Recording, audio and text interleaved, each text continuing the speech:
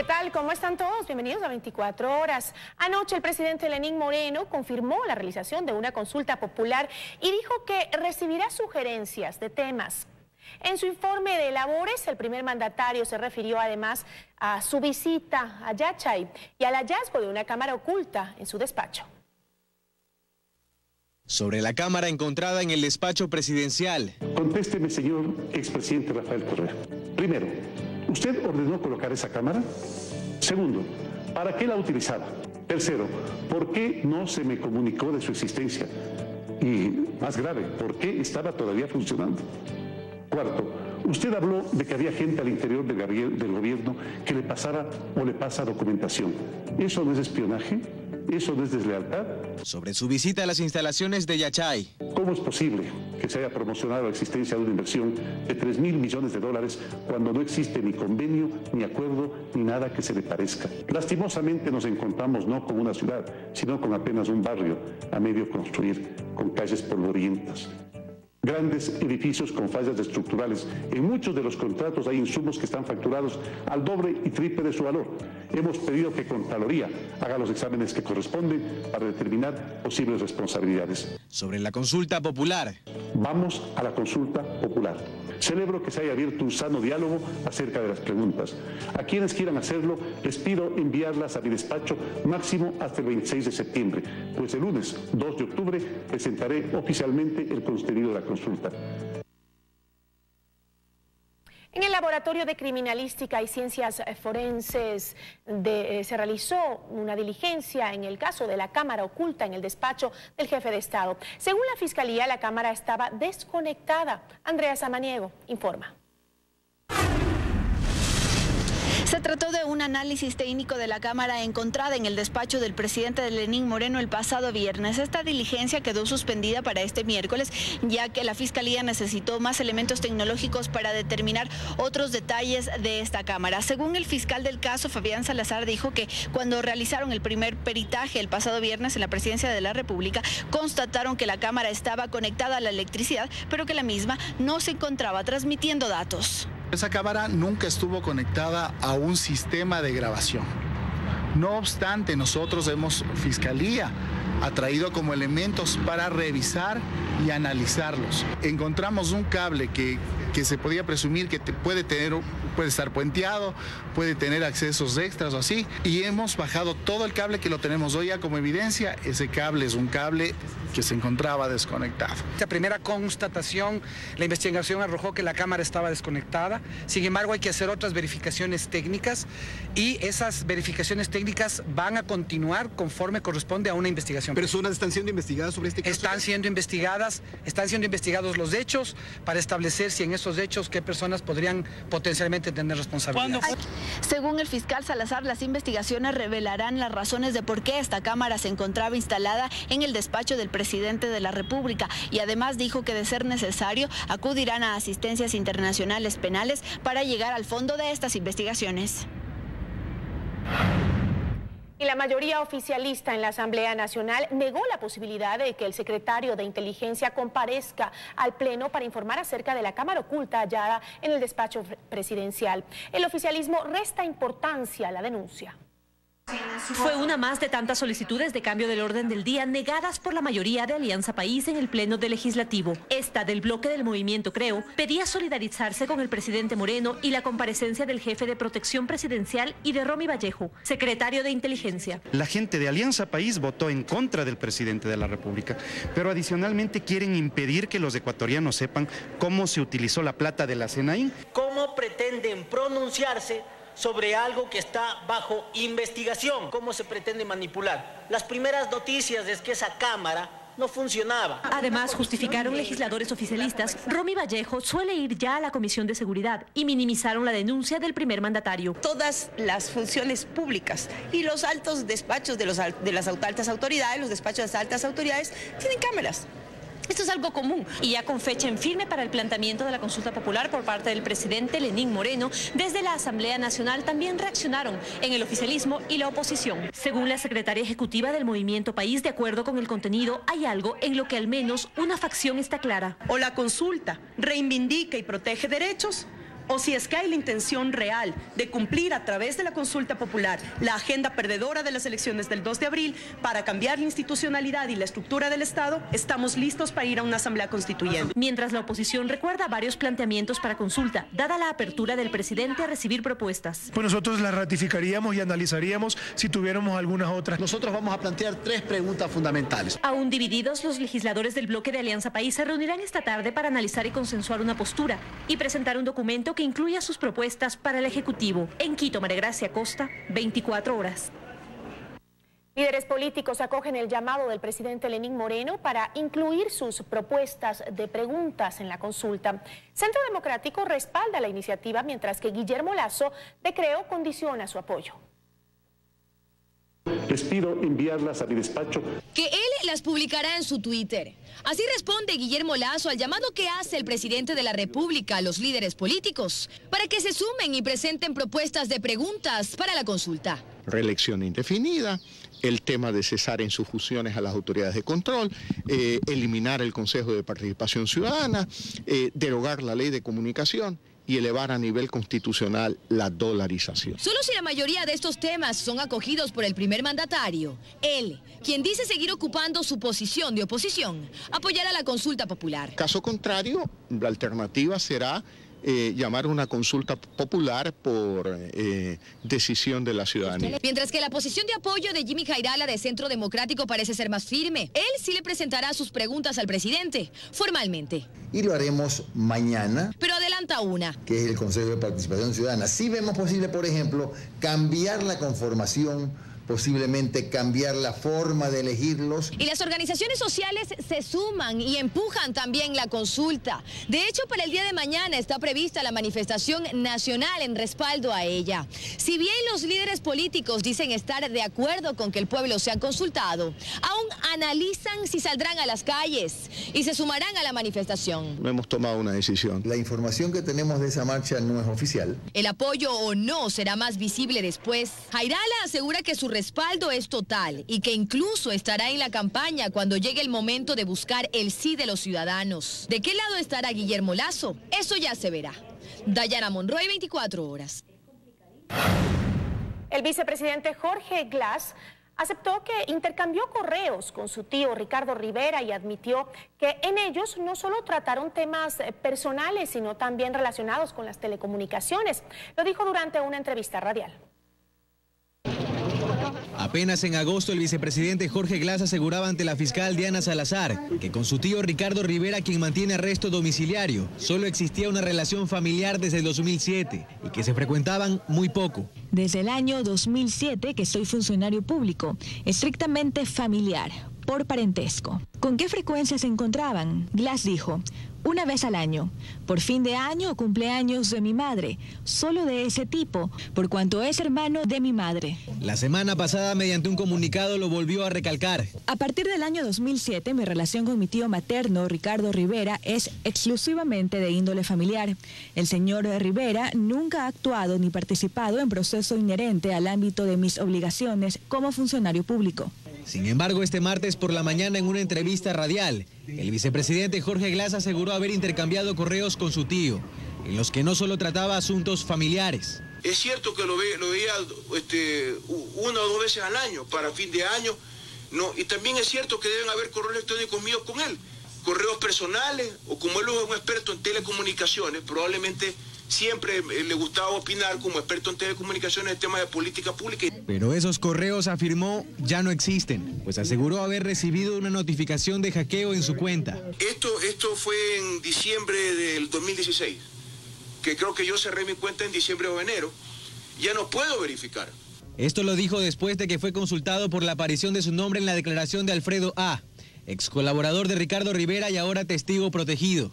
Este miércoles, Alfredo A. rendirá una declaración ampliada en Fiscalía, donde aún se somete a peritaje la información que entregó en un pendrive. Ahí, según su versión, se encuentran los chats encriptados de Rivera y también sus correos. Probablemente hay correos y hablando de temas de telecomunicaciones. Carlos Acoto, 24 horas. La policía mantiene un operativo de vigilancia y rastreo en los exteriores de la casa del activista Fernando Villavicencio en Quito, aun cuando Villavicencio dio rueda de prensa este lunes en la ciudad. 24 horas después no lo localizan. Inusual movimiento de agentes de inteligencia y policías que se sabe buscan a Fernando Villavicencio por una orden de prisión producto de un proceso penal por divulgar información reservada. La orden es registrar a cada vehículo que sale del edificio y así lo hacen. Los ciudadanos casi no reciben información sobre el operativo policial que se mantiene aquí afuera. Hay hermetismo. No, nosotros no. Mi capitán tiene... Ya, deme la orden de su capitán y yo le abro mi carro. Tráigale al capitán y deme la orden. No, nosotros estamos haciendo un trabajo y las unidades especializadas de la Policía Nacional también están haciendo su trabajo. ¿Es orden de abrir los carros que pasen por aquí o que salgan del edificio? Sí, todo tipo de vehículo. Todo tipo de vehículos, señor. ¿Hay orden por escrito? Sí, nosotros trabajamos bajo órdenes de servicio, señor. Fernando Villavicencio reapareció este lunes y denunció el llamado caso Petrochina, con un supuesto perjuicio para el país en más de 2.000 millones de dólares por la intermediación petrolera. Se ha ensamblado un sistema para beneficiar a los intermediarios. Y lo hizo frente a la prensa y con funcionarios de fiscalía que asistieron a la convocatoria. Pero nadie lo detuvo. Entonces su esposa cree que los quieren intimidar. Dio rueda de prensa, vino al país, les hizo quedar como unos pendejos a la policía, al Ministerio del Interior, a las autoridades de control, y después de la rueda de prensa y después de la escandalosa denuncia que presenta Fernando Villavicencio con el Colegio de Abogados, ahora sí asoman. La defensa de Villavicencio se mantiene en que el Estado ecuatoriano deberá respetar las medidas cautelares dictadas por la CIDH, y esto implica respetar su libertad. En Quito, Fausto Yepes, 24 horas. El Frente Unitario de Trabajadores anunció que mañana realizará una movilización en respaldo a la iniciativa del presidente de la República de convocar a una consulta popular. La marcha iniciará a las 16 horas en la sede del Seguro Social en el centro de Quito y continuará por la calle Guayaquil hasta la Presidencia, donde presentarán su propuesta de consulta popular para combatir la corrupción. Además, exigen la renuncia de Jorge Glass y el presidente del Consejo Directivo del Instituto de Seguridad Social, Richard Espinosa. Una pregunta en el tema del combate a la corrupción con el tema de recuperar activos, recuperar lo que se han robado y el tema de la muerte civil. Lo otro es el tema de las enmiendas. Nosotros planteamos en concreto de que se deroguen las enmiendas que fueron aprobadas el 3 de diciembre del 2015 y también de que cesen en funciones el Consejo de Participación Ciudadana y por ende todos quienes fueron electos y posesionados por la Asamblea por este Consejo de Participación Ciudadana, como es el ex contralor, el fiscal y todas las autoridades que han sido posicionadas por este consejo. El ministro de Hidrocarburos se refirió a las ventas de petróleo de Ecuador a Petrochina durante el anterior gobierno y aseguró que la situación era distinta. Las condiciones en las que se contrató eso del país eran diferentes, había necesidades de la caja fiscal y el gobierno entonces tuvo que hacer cierto tipo de contratos. Lo que nosotros estamos revisando este momento es mejorar la fórmula y mejorar la parte de transporte y tratar de ver que haya una menor garantía en crudo por esos contratos. Hoy nosotros ya tenemos un valor referencial con la venta spot que se hizo la semana pasada de nuestro crudo a la fecha y con eso pues son herramientas que tenemos para sentarnos a conversar con las empresas que hoy tienen los contratos de preventas petroleras. Revisamos ahora otros temas. La espera terminó y ayer fue el gran estreno del mejor programa de imitación, Yo Me Llamo, en su cuarta temporada. Esta semana se conocerá a los 30 participantes que formarán parte de este show. La cita es a las 21 horas de lunes a viernes. Las luces del escenario se encendieron anoche para dar inicio al mejor programa de imitación del Ecuador, Yo Me Llamo, que luego de 3 años regresa a la pantalla de Teleamazonas en su cuarta temporada. De mis temores, de mis errores y mis fracasos. La tarea de los jurados Paola Farías, Paulina Tamayo y Juan Fernando Velasco para escoger a los 30 imitadores no fue fácil, pues al casting a nivel nacional se presentaron miles de candidatos. Anoche conocimos a los 6 primeros participantes que ya forman parte de este show musical. Y ellos son Cristian Castro, José Luis Rodríguez el Puma, Bronco, Julio Jaramillo, el reggaetonero Zuma y Luis Fonsi. Sin embargo, hubo concursantes que no cumplieron las expectativas de los jurados. Por ejemplo, los imitadores de Bruno Mars, Michael Jackson y Daddy Yankee.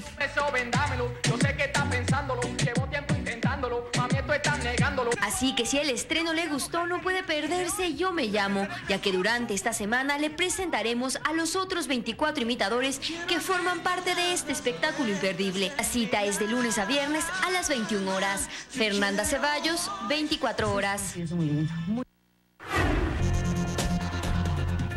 Seguimos informando en 24 horas. El presidente Lenín Moreno cumplió su primer día de agenda en Nueva York, Estados Unidos, con motivo de su primer viaje oficial. El primer mandatario participó en la inauguración del periodo anual de sesiones de las Naciones Unidas. Además, mantuvo sus primeras reuniones bilaterales. Primero lo hizo con el presidente de Uruguay, Tabaré Vázquez, y luego con el mandatario de Costa Rica, Guillermo Solís. En los encuentros, los presidentes hablaron de temas de integración, la defensa de los derechos humanos y los programas sociales. Y el Ecuador busca un acercamiento con los organismos multilaterales de crédito para prescindir del financiamiento chino. Lo dijo el ministro de Economía y Finanzas tras su visita a esos organismos en Washington. Aunque le cuesta reconocer, el ministro de Economía y Finanzas admitió que los créditos chinos son onerosos para el Estado ecuatoriano. Tienen unas tasas de interés que están por encima de las que se puede conseguir con otros organismos, en este caso los multilaterales. De la Torre viajó entre el 4 y el 8 de septiembre a Washington y su objetivo fue mejorar las relaciones con los multilaterales como el BID, la CAP, el Banco Mundial y el Fondo Monetario Internacional. Las posibilidades de acceso a mayor financiamiento se van a ampliar y es un financiamiento en condiciones muy adecuadas al que podría acceder y recibir el Ecuador. Dijo que hubo receptividad y no hay condiciones para el financiamiento que pueda requerir el Ecuador más allá de la transparencia en las cifras. Todas las relaciones monetarias y financieras a nivel internacional se realizan sobre la base de la confianza que existe entre los diferentes actores y dentro de los principales operadores en estas relaciones están los organismos multilaterales. Y en ese marco, reitero que la proforma presupuestaria para 2018 se armará con la decisión que tome el presidente Lenín Moreno, con las recomendaciones que le haga el Consejo Consultivo Productivo y Tributario la próxima semana. Solo ahí nosotros podemos terminar de calibrar cuáles serán las siguientes acciones y cómo se va a manejar esto dentro del presupuesto general del Estado. No quiso adelantar ningún dato de la proforma, por general que este fuera, pero dijo que la idea del gobierno es reducir el déficit fiscal, actualmente en 4,5% del PIB, de forma paulatina en los 4 años de gobierno hasta llegar a un porcentaje manejable. En Quito, Freddy Paredes, 24 horas. El Comité Interinstitucional, que trabajará durante los 6 meses que dure el estado de excepción en Zaruma, se reúne en el ECU 911 de Machala. Allí toman decisiones. Luisa María Heredia informa. En 48 horas estará listo el primer informe técnico de intervención en el casco comercial de Zaruma, donde hace casi un año se formó un socavón producto de las labores de minería ilegal. Así lo informó el ministro del Interior, César Navas, quien preside el Consejo Sectorial de Seguridad encargado de ejecutar el estado de excepción en el Cantón Orense.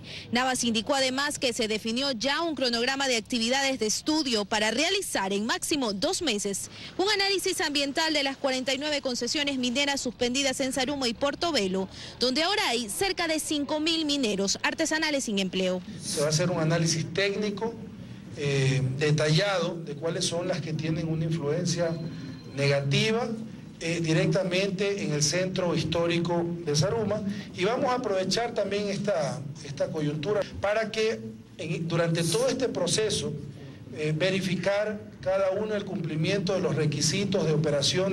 Las entidades encargadas de presentar todos estos resultados son el Ministerio de Ambiente, la Secretaría de Gestión de Riesgo, la Agencia de Regulación y Control Minero y el Instituto Nacional de Investigación Geológico Minero Metalúrgico, cuyos delegados permanecen reunidos a puerta cerrada en el ECU 911 de Machala, pues conforman el equipo interinstitucional que intervendrá durante los 60 días de estado de excepción que dicta el decreto presidencial. Hasta ahora se ha hablado de la posibilidad de realizar estudios geotécnicos para determinar la real condición del suelo y el subsuelo e identificar posibles nuevos hundimientos. Todo esto se solventará con los 4 millones de dólares asignados para la remediación en las zonas afectadas, recursos que ya estarían siendo atendidos según el Ministerio de Finanzas.